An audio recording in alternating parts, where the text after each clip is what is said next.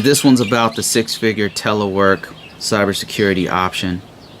And this is, David said, I just got done studying the RMF risk NIST fundamentals of cybersecurity, nothing technical. How do I send you a resume for review? I'm looking to apply for an ISO support IAA SCA telework position.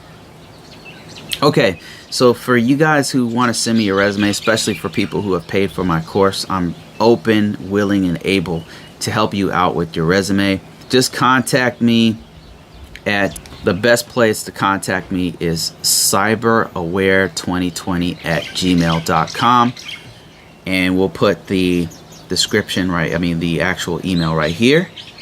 Send me your email here. The best way to do this is to send it to me via Google Drafts. You either email it to me to the email that I gave you here, but the best way is to upload it to Google Draft and then share it with me. That way I can literally fix it for you. I can help you fix it and give you some advice right in your resume, and then you can actually accept the things that I'm saying there, because I'll comment on each part of your resume.